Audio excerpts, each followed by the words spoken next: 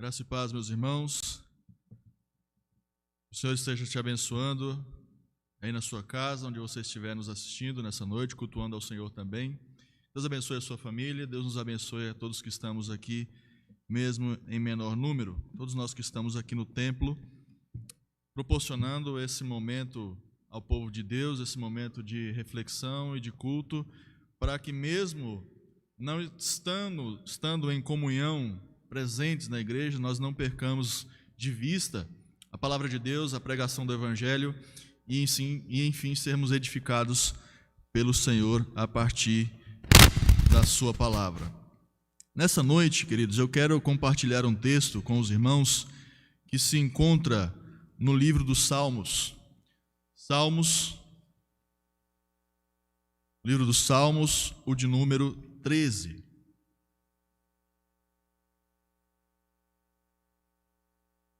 Salmo 13 é um salmo de Davi, um salmo ao qual nós denominamos um salmo de lamento. Dentre vários tipos de salmos, esse é um salmo de lamento, onde nós percebemos que Davi está lamentando diante de Deus e apresentando a sua causa perante o Senhor. E o texto nos diz assim: ao mestre de canto, salmo de Davi. Até quando, Senhor, esquecer-te-ás de mim para sempre? Até quando ocultarás de mim o rosto? Até quando estarei eu relutando dentro de minha alma, com tristeza no coração cada dia? Até quando se erguerá contra mim o meu inimigo? Atenta para mim, responde-me, Senhor, Deus meu. Ilumina-me os olhos para que eu não durma o sono da morte, para que não diga ao meu inimigo, prevaleci contra ele, e não se regozijem os meus adversários, vindo eu a vacilar. No tocante a mim, confio na tua graça, regozije-se o meu coração na tua salvação. Cantarei ao Senhor, porquanto me tem feito muito bem. Até aqui, queridos. Meus irmãos, nessa noite eu gostaria de tratar com a igreja um tema que creio que seja muito pertinente para que nós realmente, de fato, saibamos lidar com questões difíceis na nossa vida, com o sofrimento, com a dor. E Davi nos apresenta um modelo muito bíblico, um modelo que o próprio Deus ele institui para que nós lidemos com isso. Há dois caminhos para que nós sigamos quando passamos talvez pelas mesmas dificuldades que nós vamos ver aqui, que Davi passou. Nós estamos suscetíveis a cada um desses problemas relatados por Davi. Contudo, há dois caminhos a serem seguidos. Ou o caminho onde nós não expressamos a nossa dor, guardamos tudo, e isso nos amargura. E no mesmo caminho errado, há uma tendência de nós nos expressarmos para qualquer pessoa, para quem quer ouvir, e isso também não vai resolver o nosso problema. E nós temos o caminho certo, que é o caminho que Davi nos apresenta nesse texto. E por isso eu quero, nessa noite, tratar com os irmãos do tema que é aprendendo a argumentar com Deus. Você sabe argumentar com Deus? Você sabia que Deus gosta que nós argumentemos com Ele? Deus não é, o nosso Deus, Javé, o Deus da Escritura, não é um Deus grego que está no Olimpo e não permite que nós não tenhamos acesso a Ele. Ele é um Deus relacional, Ele é um Deus que veio até nós, Ele mandou o seu Filho, se encarnou, e isso é uma demonstração de que nós temos acesso a Ele, de que Ele é um Deus que está preocupado conosco. E acima de tudo, um Deus que permite, Ele se permite, Ele permite ser inclusive questionado. Ser questionado, no entanto, não é abrir mão de sua onipotência, onisciência, de todos os seus atributos que são incomunicáveis. Mas Deus é um Deus que incentiva o relacionamento conosco. Entenda que muitas vezes quando nós passamos por problemas e dificuldades na nossa vida, é como se Deus estivesse nos chamando para argumentar com Ele. E eu quero aqui diferenciar argumentar e reclamar. Reclamar, você faz um serviço de atendimento ao consumidor. Você liga e você não sabe quem está do outro lado e você só despeja as suas reclamações indiscriminadamente. E muitas pessoas fazem isso de maneira muito mal educada. Mas argumentar não é dessa forma.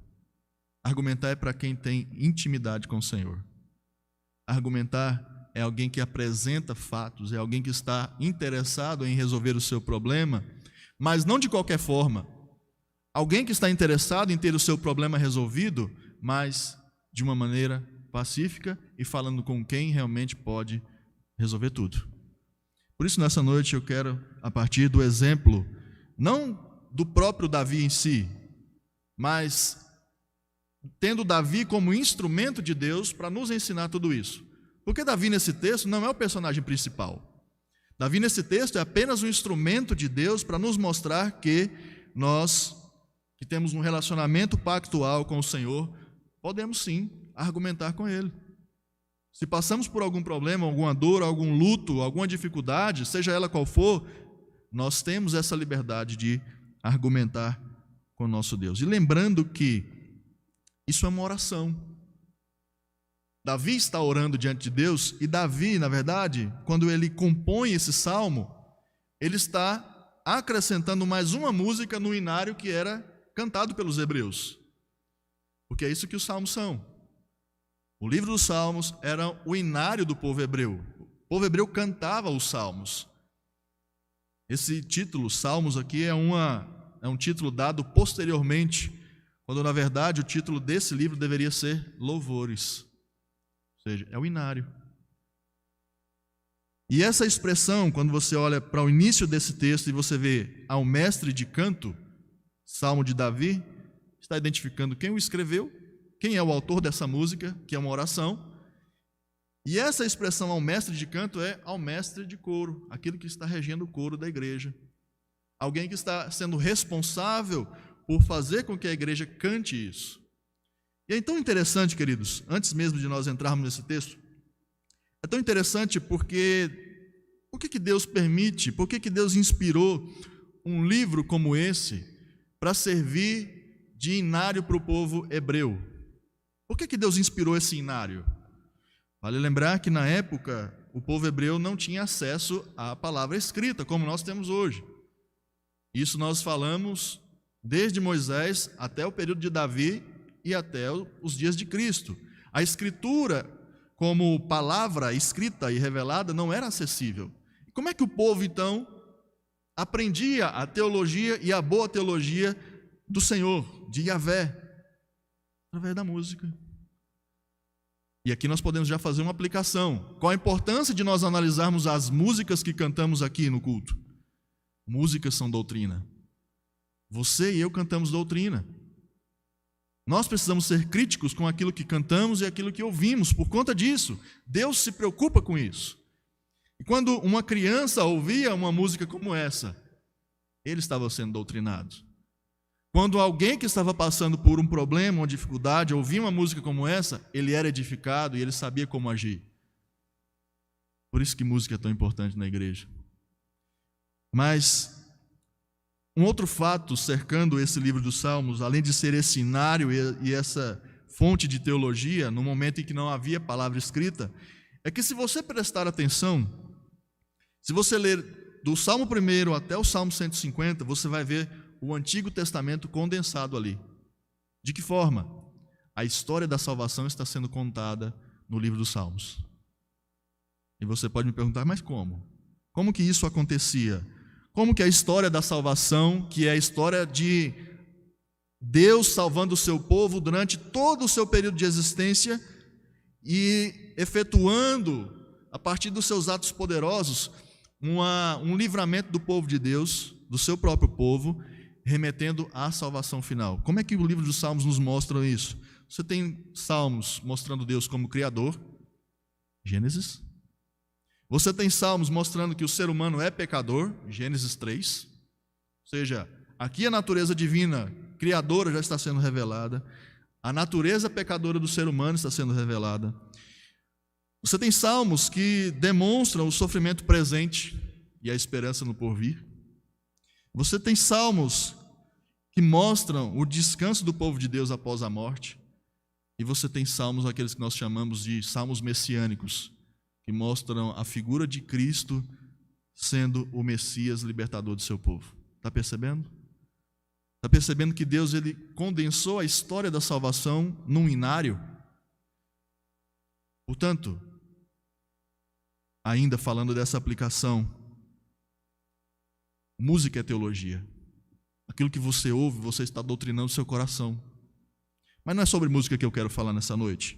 Então nós vamos adentrar a esse texto. Esse salmo, queridos, como eu já disse, é um lamento. Davi está lamentando aqui. E mais uma vez, lamentar diante de Deus não é um pecado. Argumentar com Deus não é um pecado. Reclamar, sim. E existe diferença nisso. Esse salmo, que é uma oração pessoal, Davi faz uma tríplice divisão dele. E, olhando para o texto, nós percebemos que o verso 1 e o verso 2, há uma argumentação acerca do sofrimento.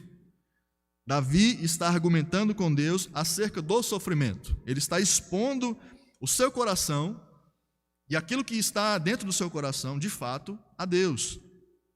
E aqui, de fato, ele está demonstrando um coração extremamente necessitado de Deus.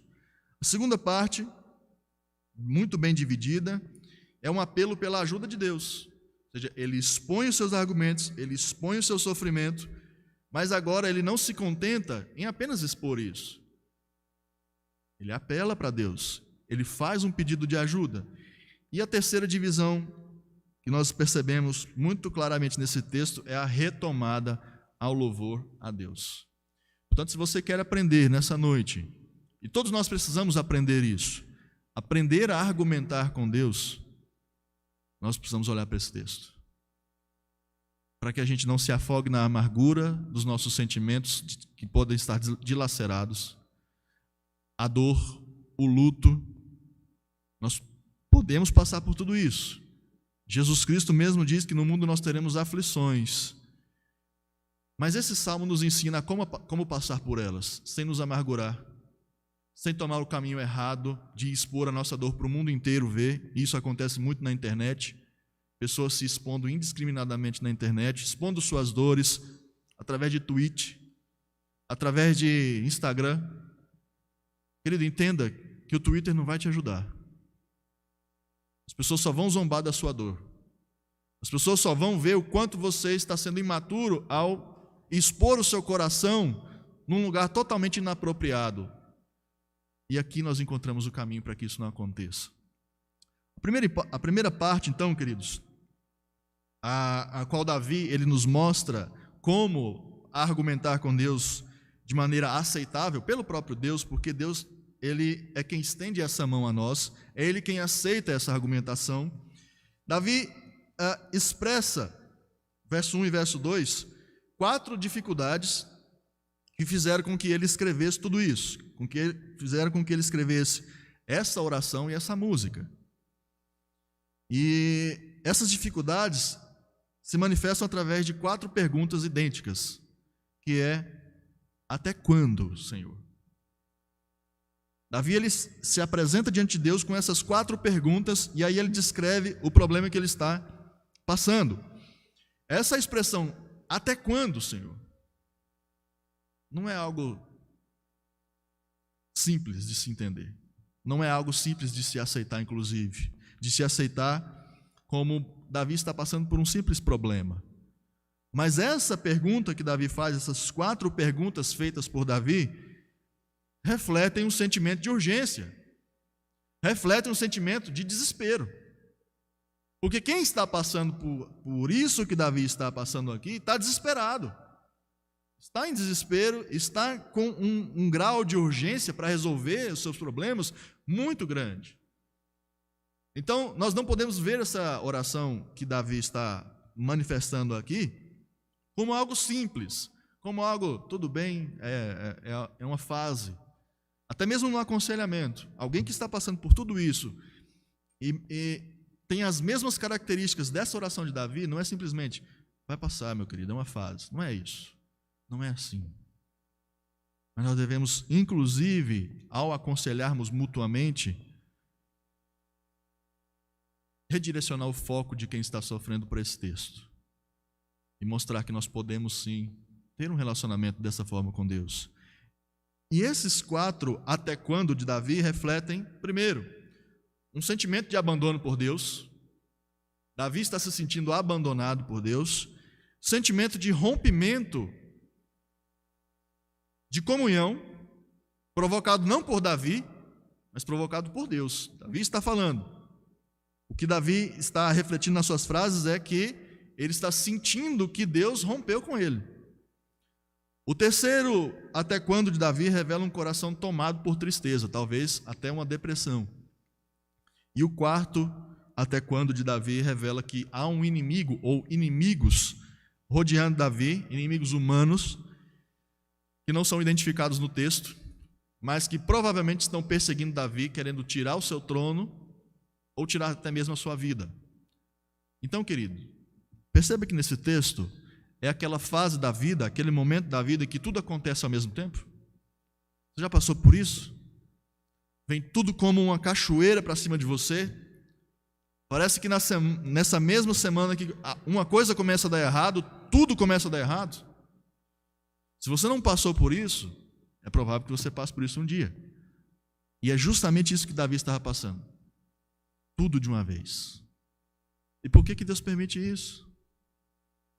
Primeira parte, então, discorrendo sobre esse primeiro até quando de Davi. Davi usa uma expressão, e essa pergunta que ele faz é: até quando, Senhor, esquecer-te-ás de mim para sempre? E essa expressão, esquecer-te-ás, esse esquecer que Davi utiliza aqui, é uma sensação de que Deus deixou de cuidar de Davi. É que Deus estava cuidando de Davi até certo ponto da sua vida, e a sensação que Davi tem é que Deus não está mais cuidando dele. Se identifica? Esse é o primeiro, é a sensação que Davi tem de que Deus está ocupado demais, resolvendo outros problemas de outras pessoas mais importantes, e ele se esqueceu de nós. Quem nunca passou por isso? Esse sentimento de que Deus está ocupado demais. Mas é um sentimento errado. O segundo até quando de Davi está na segunda parte do primeiro versículo, do verso 1, que diz: até quando ocultarás de mim o rosto? Outra sensação que Davi está tendo, que é a de que Deus, se na primeira pergunta, se no primeiro até quando, Deus está deixando de cuidar por algum deslize, aqui Deus está, de maneira proposital, se escondendo de Davi. O argumento de Davi é que Deus está se escondendo dele, é que Deus está rompendo com ele. Outra sensação que todos nós podemos ter um dia. E quando nós temos essa sensação de que é Deus que está se afastando de nós, é terrível isso. Nós temos o Espírito Santo dentro de nós, que quando nós estamos em pecado, nós somos conscientes de que fomos nós que nos afastamos de Deus. Mas é triste quando nós temos a percepção de que é Deus quem está se afastando. E era exatamente esse sentimento que Davi estava tendo. Isso tudo, queridos, esses dois sentimentos de Davi refletem uma percepção.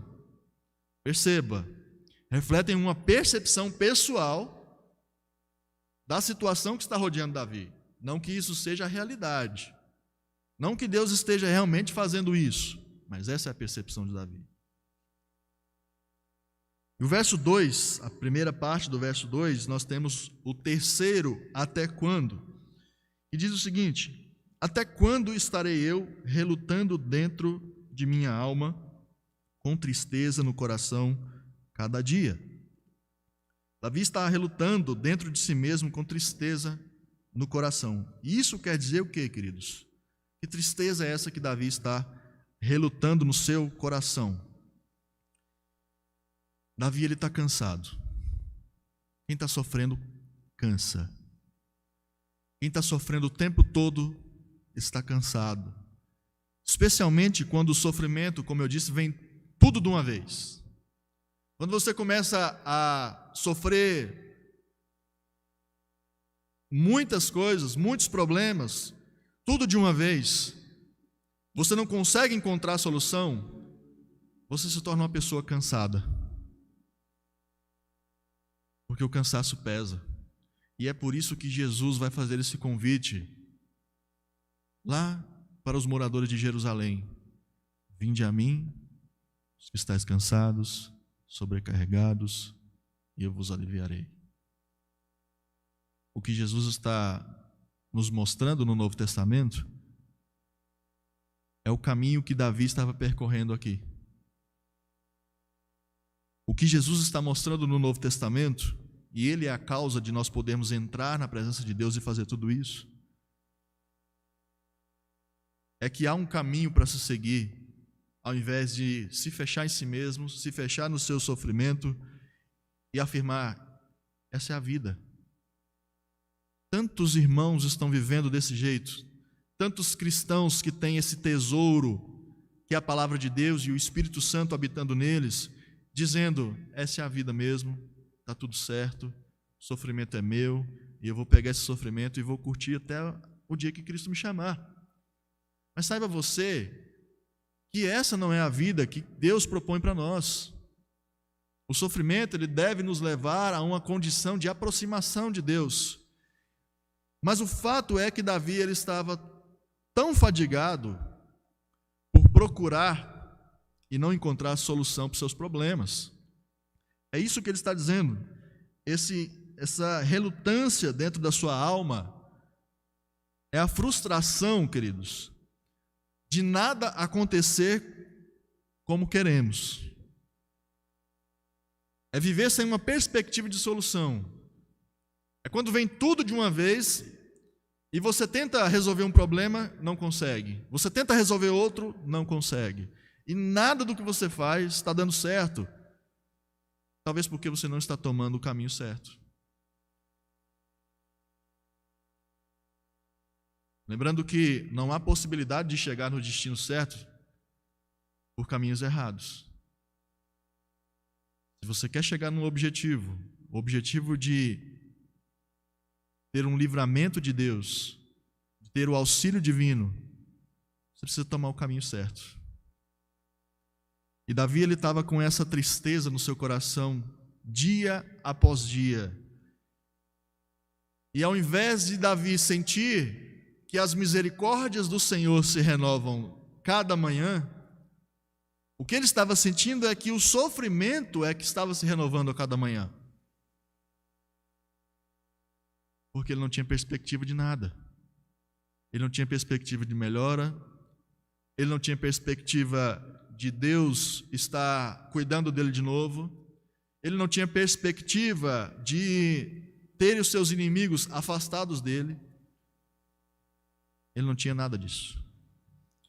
E talvez o que ilustra o que Davi estava passando é aquela pessoa que sente dores horríveis. Talvez o que eu consigo mais imaginar como uma dor que nada que você faça melhora, embora eu não tenha sentido isso, é o famoso cálculo renal. Quem já teve cálculo renal sabe. Quem já teve algo desse tipo sabe que você pode ficar em pé, você pode sentar, deitar, você pode fazer o que você quiser. Você não consegue alívio. É exatamente isso que Davi está fazendo. Ele está tentando ficar em pé, deitado, sentado, andando, parado, mas a dor continua. E ele está cansado. E a parte B do versículo 2 é o último até quando de Davi.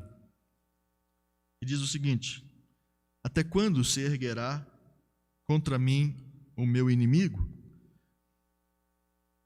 Davi, ele está lidando com algum inimigo externo. E talvez pessoas em Israel, talvez pessoas poderosas em Israel, que eram contrárias ao seu reinado e que estavam ameaçando a sua vida. Lembrando que Davi, ele não sobe ao trono de maneira muito pacífica. Embora ele seja um ungido do Senhor, Davi, ele não sobe ao trono a partir de um processo tranquilo, de um processo bem determinado, mas Davi sobe ao trono depois de muita fuga de Saul e depois de ter que enfrentar muitos inimigos. E esses inimigos não cessaram após a sua ascensão ao trono. Talvez essa seja a perspectiva aqui. Esse inimigo ao qual Davi está se referindo está querendo a vida dele. Talvez a nossa vida, talvez o nosso caso não seja dessa forma. Talvez pessoas que se levantem contra nós não queiram tirar a nossa vida, mas queiram nos prejudicar. No trabalho, mas queira te prejudicar na sua faculdade, te prejudicar em círculos de amizade, enfim. São pessoas que, de alguma forma, te consideram como inimigo e estão se levantando contra você a partir de um argumento injusto. E aqui eu não estou falando de questões de ungido, né, não toque no ungido do Senhor, não é nada disso. Essa teologia de não toque no ungido do Senhor não serve para nós. Mas há uma proteção de Deus sobre o seu povo, a qual nós podemos recorrer.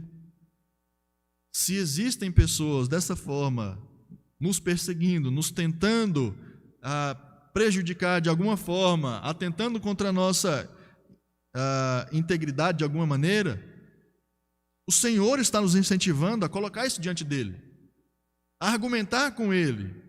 E esse até quando de Davi reflete tudo isso. E esse quarto até quando de Davi fecha essa primeira parte do texto, que é a parte do protesto. E aqui nós podemos usar essa expressão. Davi está protestando diante de Deus.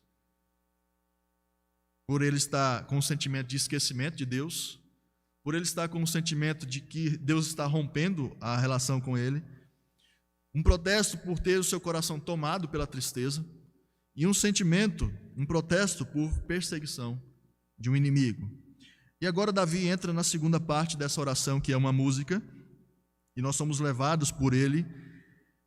E essa parte compreende o verso 3 e 4, que é o apelo pela ajuda de Deus. E aqui nós já estamos aplicando. Não se contente só em protestar. O caminho não termina aqui, em só argumentar com Deus.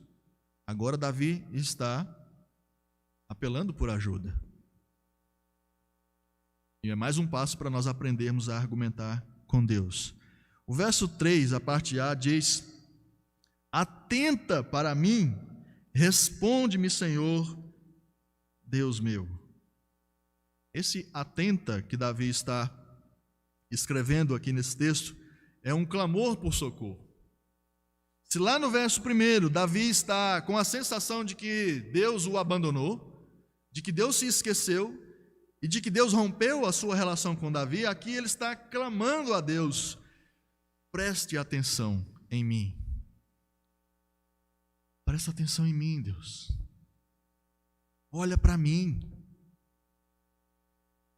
Davi não está buscando outro caminho, e Davi não vê outra alternativa a não ser pedir para que Deus olhe para ele de novo.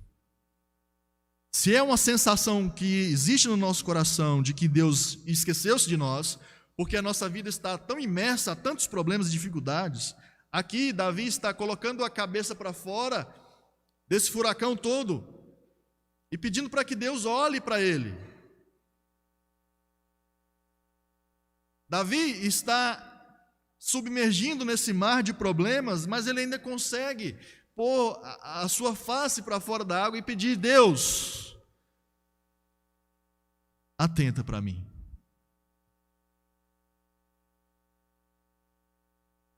E Davi aqui, ele está lutando com as vozes internas do seu coração. O que muitas vezes passa no nosso coração quando a gente está com tudo isso acontecendo na nossa vida?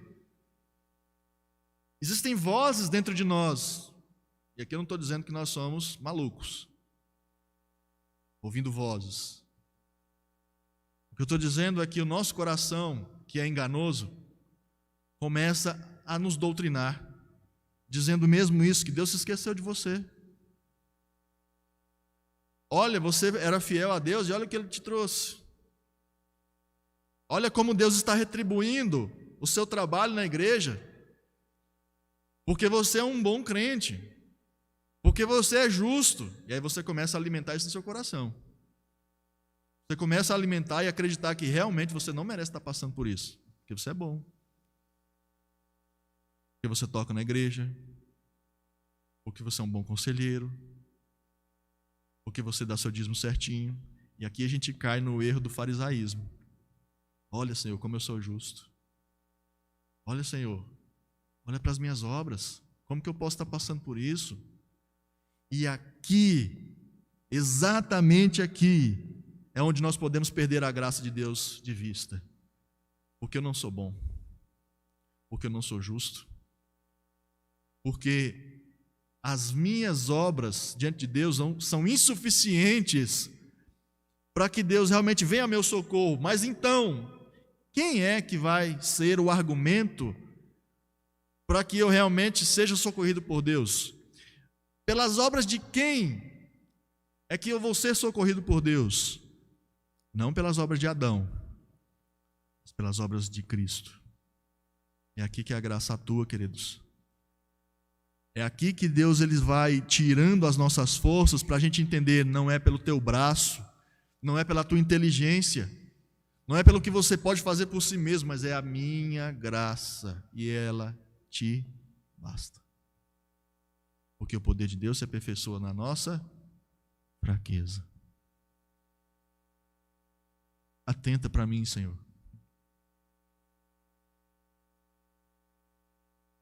Sentimento de abandono, tristeza excessiva, inimigos batendo na porta, podem entorpecer o nosso coração a ponto de nos acharmos tão justos que não merecemos passar por isso. E se nós nos achamos pessoas justas que não merecem passar por isso, a gente está quase entrando no farisaísmo. E esquecendo que é a graça de Deus que nos livra disso. É Cristo. É o sangue do Cordeiro vertido naquela cruz que nos possibilita a vida eterna, mas nos possibilita o socorro aqui. E não podemos e não precisamos viver abafados, imersos a uma vida de sofrimento e dor.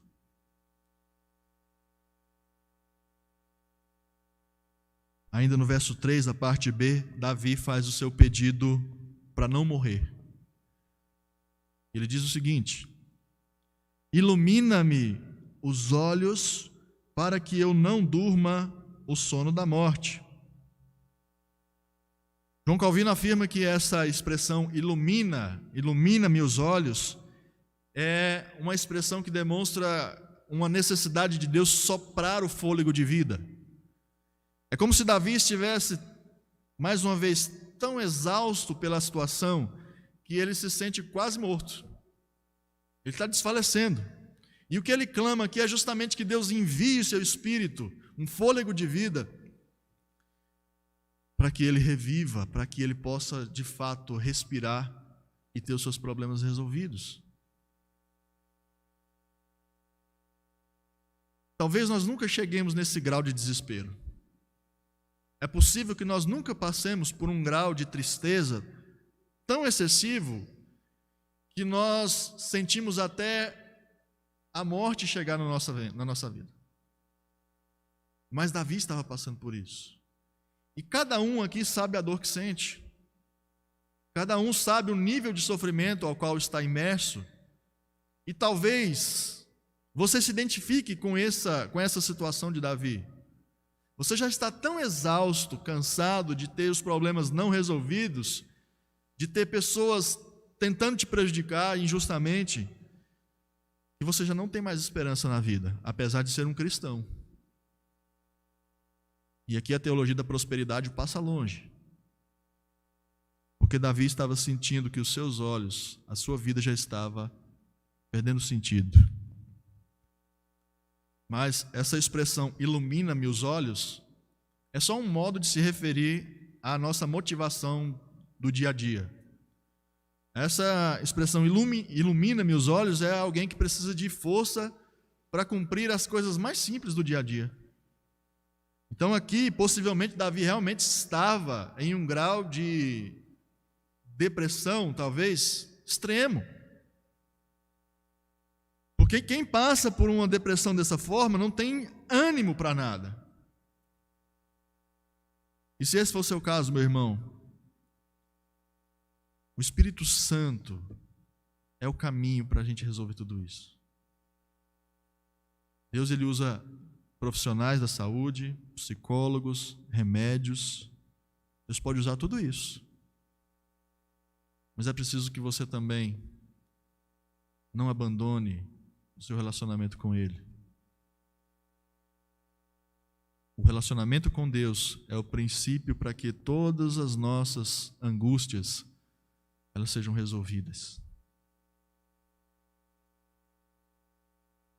Verso 4, ainda argumentando, Davi começa a mostrar que se tudo isso acontecer, se essa angústia permanecer, se o seu vigor físico da sua vida ele não melhorar, ele não for atendido, haverá uma vitória do inimigo, haverá uma festa daqueles que não temem a Deus e que querem ver o mal de Davi. Aqui Davi está recorrendo à justiça de Deus, para que Deus ele olhe a situação, para que Deus se volte para Davi, olhe a sua situação e haja com justiça. Porque o inimigo, se Davi passasse por tudo isso, se ele viesse inclusive a morrer, o inimigo zombaria da sua morte, de uma morte deprimente. Esse inimigo que Davi estava se referindo, estava sendo perseguido, se Davi viesse a morrer, zombaria dele porque ele morreu temendo a Deus e mesmo assim Deus não o salvou. Querem um personagem que nos faz ilustrar bem isso? A mulher de Jó. Você ainda continua adorando esse seu Deus? Amaldiçoa esse seu Deus e morre. O argumento de Davi é: Senhor, até o seu nome seria desprezado por essas pessoas, pela situação na qual eu me encontro. Mas não permita que isso aconteça, não permita que essa zombaria aconteça.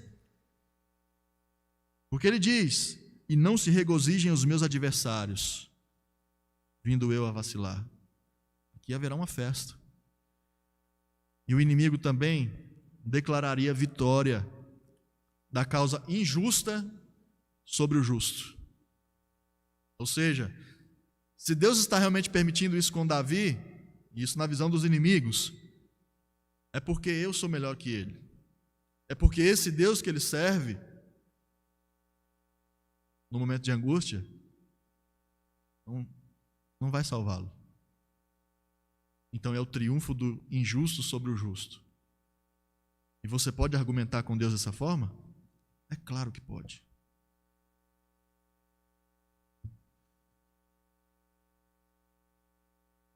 Saber que nós vamos passar por aflições nesse mundo, queridos, e é o que Jesus nos disse, saber que nós vamos passar por aflições nesse mundo não nos impede de pedir livramento contra pessoas más que estão à nossa volta.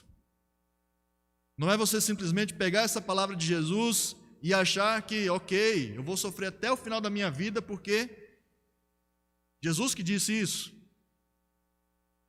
Se essa fosse a verdade, Jesus estaria indo contra, inclusive, o Antigo Testamento. E a palavra de Deus ela não se contradiz. O Antigo não contradiz o Novo, nem vice-versa. Mas se há esse texto dizendo que nós podemos argumentar com Deus dessa forma, então faça. Não se feche no sofrimento, não se feche na dor, não se torne uma pessoa amarga que reclama da vida para todo mundo, mas que não faz isso diante de Deus. Porque quem reclama da vida, de tudo e de todos, de maneira indiscriminada, já não sabe que Deus, ou já perdeu isso de vista, de que Deus é quem deveria estar tendo acesso a tudo isso, e que você está lançando para o ar. atacando pessoas, reclamando de tudo. E há um caminho para que isso não aconteça. E Davi aqui então finaliza a segunda parte, que é o apelo, para introduzir a terceira parte, que é a retomada ao louvor a Deus. É a decisão certa a ser tomada, queridos. Davi diz, versículo 5 em diante: no tocante a mim, ou seja, o que me cabe agora, a decisão que eu tomo agora, apesar de tudo isso, por mais aflito que eu esteja, esquecido e me sentindo perseguido, eu tomo a decisão de confiar em Deus. E a decisão de confiar em Deus não é fácil de ser tomada, porque entre confiar em Deus e analisar a situação em volta, é um contrassenso. É você crer naquilo que você não está vendo, mas que é certo. Como aquela música diz: quando espero o fogo arder, tu vens com a sua palavra doce. Não é exatamente essa letra, mas ele espera que o fogo arda, mas Deus vem com um alento. Ele espera que a tempestade caia sobre ele, mas Deus vem com uma brisa suave. É isso. O mundo caindo à sua volta, e você está firmado na rocha. Confiar em Deus, queridos, não é esquecer o problema, não é abaixar, não é jogar o problema para debaixo do tapete e fingir que ele não está ali, mas é argumentar com Deus e decidir crer que essa palavra é verdadeira e é fiel, e não os meus sentimentos. O meu coração não é verdadeiro e fiel, o meu coração é enganoso.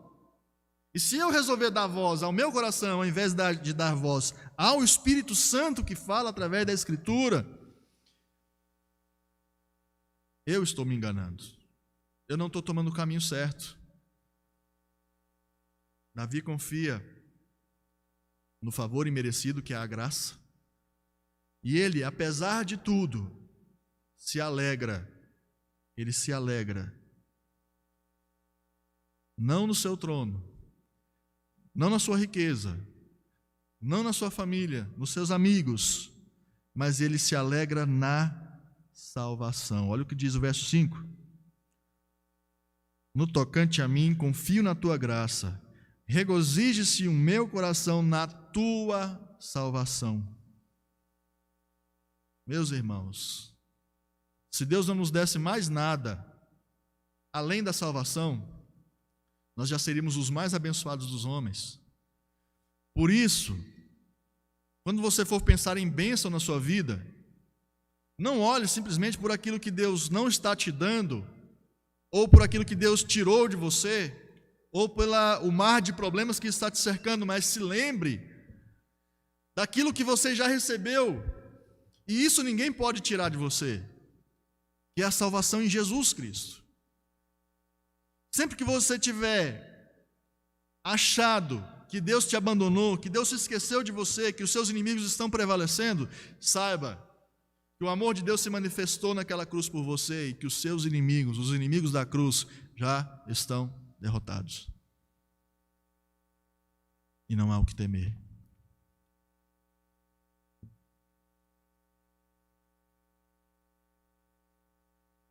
E é por isso que Paulo vai afirmar isso. Essa vitória, esse maior bem que nós temos, Paulo vai afirmar isso lá em Romanos capítulo 8, verso 18, que diz: porque para mim tenho por certo que os sofrimentos do tempo presente não podem ser comparados com a glória a ser revelada em nós. E o versículo 6, ele vai encerrar dizendo o que nós não podemos jamais deixar de fazer, que é adorar a Deus. Ele diz: cantarei ao Senhor porquanto me tem feito muito bem. Outro contrassenso. Davi cai em si e diz: Deus está cuidando de mim, porque a salvação está comigo. E embora nos versículos 1, 2, ele diz que os problemas estão cercando a sua vida, ele reconhece que Deus está cuidando dele.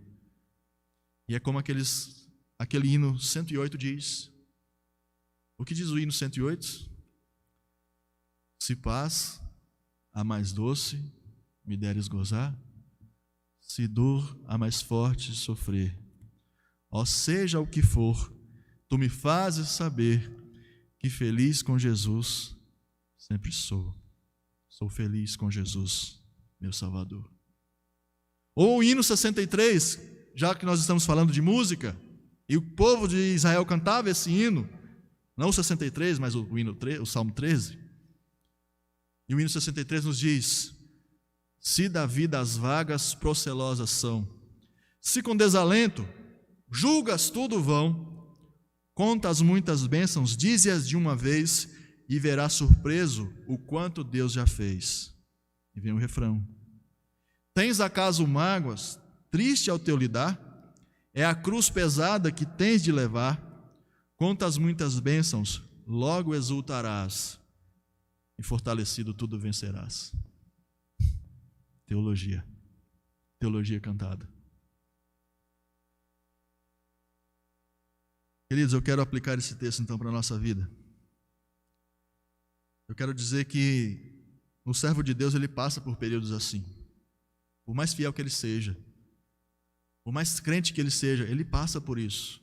Ele passa por sentimento de abandono de Deus, ele passa por tristeza profunda, ele tem pessoas perseguindo, mas o texto também nos mostra que o servo de Deus, ele pode argumentar com Deus. Você pode, de fato, falar o que está sentindo, e o nosso coração nem sempre vai ser o fator-chave para nos mostrar o caminho certo. Confie menos no seu coração e naquilo que está indo contra a palavra de Deus, e confie mais nela. E eu quero dizer para você, querido, qual é a garantia que eu tenho de que se eu recorrer a Deus dessa forma, eu vou ser ouvido? Que garantia você tem de que Deus vai te ouvir se você seguir esse caminho? E eu quero pedir para você abrir a sua Bíblia em Hebreus, capítulo 10, versos 19 a 23. E eu vou te mostrar a garantia que você tem para fazer tudo isso.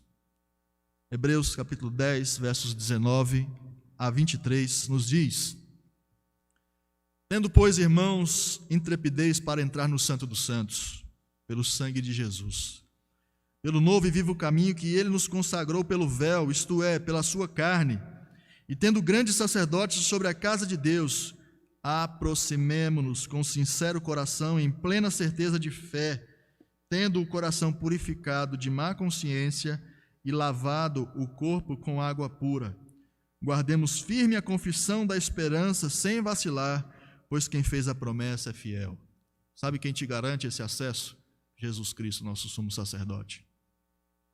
Não sou eu, não é o reverendo Wellington, não é a sua justiça, não é nada disso que garante que você será ouvido por Deus, mas é o sangue de Jesus Cristo. Ele que é o nosso sumo sacerdote e nos permite fazer isso. Portanto, creia. Portanto, se apegue a isso. Se você está sentindo esquecido por Deus, fale. Se você está sentindo seu coração cheio de angústia, fale. Se existem pessoas te causando males injustamente, fale. Mas fale para Deus, porque Ele é quem vai poder te socorrer. E não abandone a sua vida de adoração, querido, em momentos de crise. É possível que quando nós passamos por tudo isso, a gente queira abandonar a nossa vida com Deus, como se isso fosse resultado do esquecimento de Deus mesmo, mas não é. Continue adorando. Há muitos motivos na vida, queridos, para nós lamentarmos, para nos afligir. Muitas coisas podem nos causar sofrimento, mas no fim, se nós tomamos esses caminhos, nós descobrimos que Deus atende às nossas maiores necessidades que nós temos na vida. E eu quero encerrar lendo o Salmo 34, verso 8. Salmo 34, versículo 8.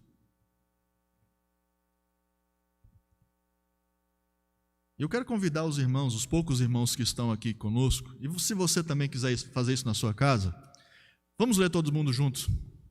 Apenas o versículo 8 desse capítulo 34. Vamos ler, irmãos?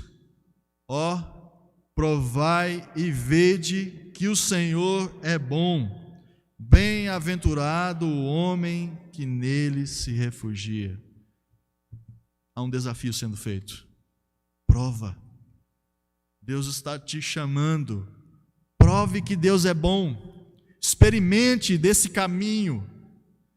Se aposse dessa garantia que Jesus Cristo te dá para realmente passar por isso e ser realmente abençoado por Deus, para não sucumbir a esse mundo de dor que está nos rodeando. Aprenda a argumentar com Deus. Amém. Que Deus nos abençoe.